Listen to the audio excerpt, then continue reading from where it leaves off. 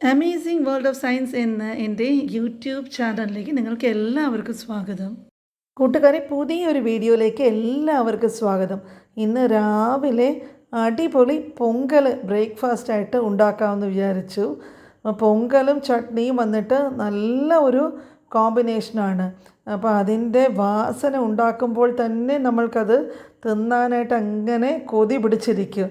പിന്നെ ഇതാ നമ്മുടെ ആടുകൾ പതിവ് പോലെ വന്ന് അവർക്ക് മാവിൻ്റെ ഇല അത് നമ്മുടെ കയ്യിൽ നിന്ന് വാങ്ങിച്ചിട്ട് കൊണ്ടൊരു ഓട്ടമാണ്. ഓടിയിട്ട് കുറച്ച് അകലെ പോയി നിന്ന് നമ്മളില്ല തിരിച്ച് വാങ്ങിക്കുമോ എന്ന് അവർക്ക് പേടിയാണ്. എന്നിട്ട് അതിൽ നിന്ന് ഇലകൾ അവർ തന്നെ സെലക്ട് ചെയ്ത് ഇങ്ങനെ കഴിച്ചുകൊണ്ടേയിരിക്കും. ഇത് നമ്മുടെ ഫുജിക്ക് ഇന്ന് നല്ല ഒരു കോള് കിട്ടിയിട്ടുണ്ട്. അപ്പം ഇതിൻ്റെ അകത്ത് എന്തോ കയറി പോകുന്നത് അണ്ണാനോ വല്ലതായിരിക്കും. അവൻ കണ്ടാൽ അവൻ അതിനെ ചുമ്മാ വിടത്തില്ല. എത്ര മുഷിഞ്ഞാലും അവൻ എന്തൊക്കെ രീതിയിൽ അതിനെ പിടിക്കാനായിട്ടുള്ള ഇതൊക്കെ നോക്കിക്കൊണ്ടിരിക്കുകയാണ്. അണ്ണാനാണെങ്കിൽ അതിനകത്ത് കയറി ഒളിച്ചിരുന്നിട്ട് പിടി കൊടുക്കുന്നുമില്ല. ഇവനാണെങ്കിൽ ആകെ മൊത്തം ഹാലിളകിയിട്ട് വാലൊക്കെ ആട്ടുന്നത് കണ്ടോ, ഭയങ്കര ദേഷ്യമാണ്. അങ്ങനെ പിടിക്കാതെ അവന് അടങ്ങിയിരിക്കാനേ പറ്റത്തില്ല. അപ്പോൾ മോട്ടറിൻ്റെ കവറിൻ്റെ അകത്തൊക്കെ തലയിട്ടിട്ട് വല്ല രക്ഷയുണ്ടോ എന്ന് നോക്കുകയാണ്. അപ്പോൾ അവൻ്റെ ഈ ശരീരം ഇത്രയും വലുതായിരിക്കുമ്പോൾ അതിൻ്റെ അകത്തോട്ടൊന്നും കയറി പോകാനും പറ്റുന്നില്ല. അപ്പോൾ ആ മോട്ടറിൻ്റെ ആ പൈപ്പിലൊക്കെ ഞാന്ന് കിടന്ന് അവൻ ഈ സർക്കസിൽ ട്രപ്പീസിയം കളിക്കുന്ന പോലെയൊക്കെ പഠിച്ച വഴി 18 നോക്കുകയാണ്.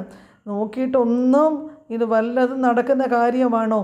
അവനാണെങ്കിൽ അതിൽ നിൽക്കാനുള്ള ബാലൻസ് പോലും കിട്ടുന്നില്ല.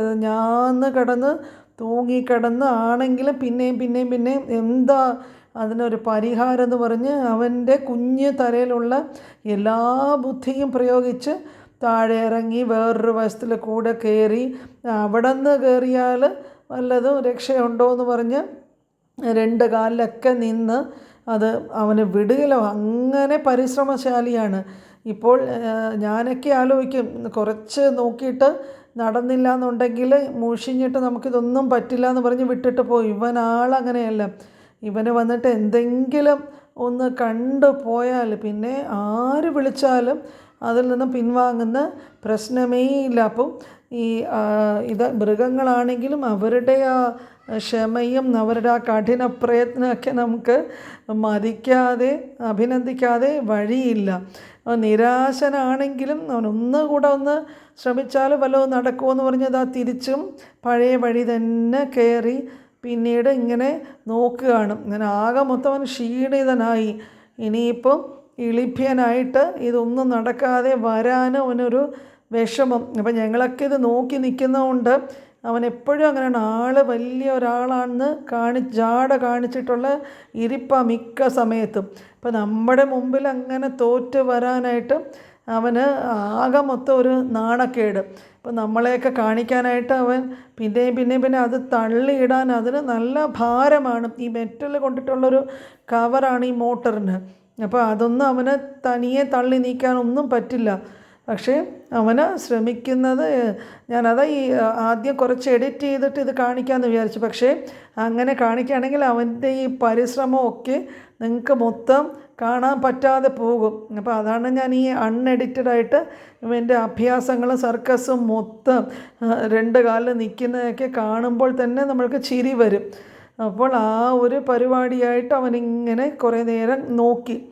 ഇത് നമ്മുടെ അമ്മ വന്നിട്ട് വീട്ടിൽ ഇതുപോലെ എല്ലാം അമ്മ തന്നെ ഉണ്ടാക്കും. അപ്പോൾ ചിപ്സ് വറക്കുന്നത് അതിനൊരു ചെറിയ ഷോർട്സ് ഞാൻ മുമ്പ് കാണിച്ചിട്ടുണ്ട്. അപ്പോൾ ഇടയ്ക്കിടയ്ക്ക് അമ്മ ഇതുപോലെ ഓരോന്നൊക്കെ ചെയ്യും. വീട്ടിൽ ഈ പലഹാരങ്ങളൊക്കെ ഉണ്ടാക്കാറുണ്ട്. അപ്പോൾ ഏത്തക്കയൊക്കെ നന്നായിട്ട് നിറക്കി വെച്ച് അത് കാണുമ്പോഴേക്കും തന്നെ നമ്മൾക്ക് ഞാൻ വീട്ടിലൊക്കെയുള്ള കാലത്താണെങ്കിൽ അമ്മ വറക്കുന്ന സ്പീഡിൽ ഞാനതങ്ങ് തിന്ന് തീർത്തിട്ട് അവസാനം അമ്മ പറയും, ഇനി സൂക്ഷിച്ച് ഇട്ട് വെക്കാനായിട്ടുള്ള കഷ്ടപ്പാടൊന്നുമില്ല, വറക്കുന്ന സ്പീഡിൽ തന്നെ ഞാനതെടുത്തെടുത്ത് ഇങ്ങനെ കുറിച്ചുകൊണ്ടേയിരിക്കും. അപ്പോൾ നല്ല സ്വാദിലും നല്ല സ്വർണ്ണ കളറിലൊക്കെയാണ് ഇതുണ്ടാക്കുന്നത്. അപ്പോൾ നല്ല വെളിച്ചെണ്ണയിൽ ഇത് വറുത്ത് കോരുമ്പോഴുള്ള മണം ഉണ്ടല്ലോ, അതിൻ്റെ അടുത്ത് നിൽക്കാൻ പറ്റില്ല. അപ്പോൾ പൊട്ടുകടല ഞാൻ മിക്സിയിൽ പൊടിച്ച് വെച്ച ഒരു കപ്പിൻ്റെ ഏത് കപ്പിലാണോ നിങ്ങൾ പൊട്ടുകടല എടുക്കുന്നത് അതേ കപ്പിൽ തന്നെ അതേ അളവിൽ പഞ്ചസാരയും എടുത്തിട്ട് അതും നമ്മൾ മിക്സിയിലിട്ടിട്ട് ഒന്ന് പൊടിക്കാം. ഇവിടെ പഞ്ചസാരയും പൊടിച്ചെടുത്തിട്ടുണ്ട്. അപ്പോൾ ഇത് ഞാൻ നേരത്തെ നമ്മൾ പൊടിച്ച് വെച്ച പൊട്ടുകടലയുടെ കൂടെ ഇതും കൂടെ അങ്ങ് ചേർത്തിട്ട് നന്നായിട്ട് നമ്മൾ ഇളക്കി കൊടുക്കണം.